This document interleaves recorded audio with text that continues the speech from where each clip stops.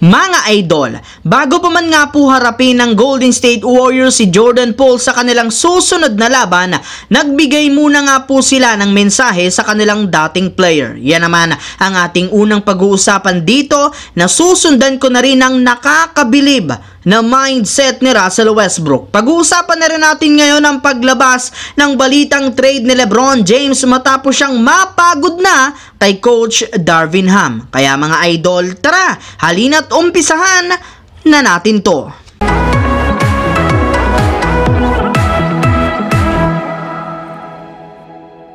Sa unang pagkakataon nga po mga idol, matapos i-trade ng Golden State Warriors si Jordan Poole papunta sa Washington Wizards nang nagdaang off-season ay sa wakas kakalabanin na nga po nila ito bukas ng alas 11 ng umaga sa loob mismo ng Chase Center. Kaya inaasahan na nga po na magkakaroon ang kanilang team ng tribute sa kanilang dating player since malaki ang naitulong nito upang makuha nila ang kampiyonato taong 2022. At bago pa man nga po harapin ng Golden State Warriors si Jordan Poole sa kanilang magiging bakbakan, nagbigay muna nga po ng kanilang head coach ng mensahe sa kanilang dating manlalaro. Ayon nga po sa naging pahayag ni Coach Steve Kerr, lubos nga po ang kanyang pagsisisi ang nangyari noon sa pagitan ni Draymond Green at Jordan Poole. Sinubukan rin naman nga sana nila ang lahat ng kanilang makakaya upang masolusyonan ang kanilang naging problema. Ngunit sadyang napilitan sila na i-trade si Jordan Poole papunta sa Wizards na hanggang ngayon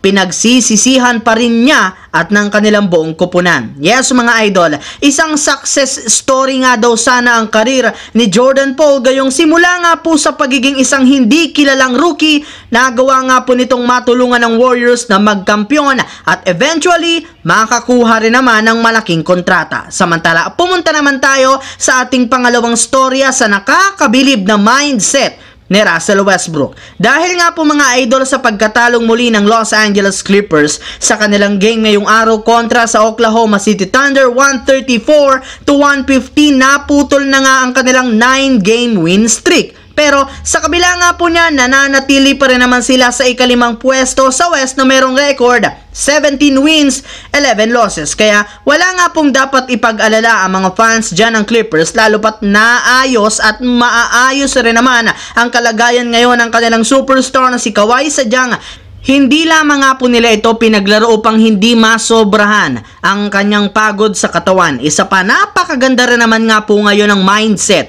ng kanilang team, especially ng kanilang point guard na si Russell Westbrook. Gayong wala nga po itong pakialam kung gaano kalaki ang kanyang itatalang stats sa kanilang mga laro o maglaro man siya ng off the bench. Ang mas mahalaga ngayon ay masaya siya na nananalo ngayon ang Los Angeles Clippers. Habang dumiretso naman tayo sa ating huling storya sa paglabas at usap-usapang trade ngayon ni LeBron James matapos siyang mapagod na kay Coach Darvin Ham. Dahil nga po mga idol sa pagkatalo ng Lakers sa kanilang huling 4 na laro ngayong regular season, sinisisi at pinag-iinitan na nga po ngayon ang kanilang mga fans ang kanilang head coach na si Darvin Ham dahil sa mali-maling rotation na ginagamit nito sa kanilang nakalipas na laban. Bukod nga po dyan, patuloy rin naman ito sa paggamit ng kanyang signature at paboritong small ball lineup kahit meron silang 3 big man sa kanilang kupunan. Hindi rin naman nga ito gumagawa ng adjustment sa kanilang mga laro na siyang rason ng kanilang mga pagkatalo. Maging si LeBron James, unti-unti na rin namang napipikon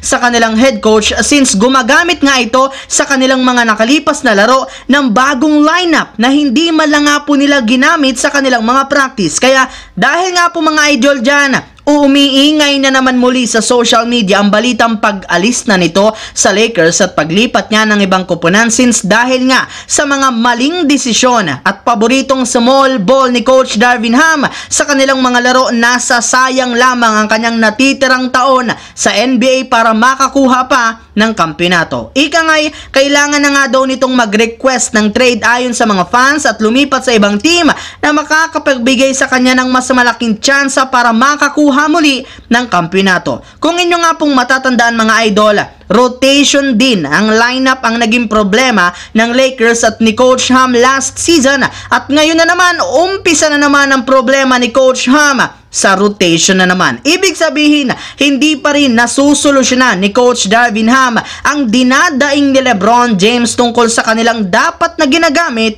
na rotation at lineup. So yun lamang mga idol ang ating bagong video ngayon dito na ating pinag-usapan ngayon. Once again, this is your J-Zone TV. Huwag kalimutang mag-like at syempre mag-subscribe na rin, pindutin ang notification bell sa aking channel para lagi kayo maging updated sa mga videos na pinapalabas ko. I-follow nyo na, bisitahin at i-like ang ating Facebook page, J-Zone TV. Maraming salamat mga idol.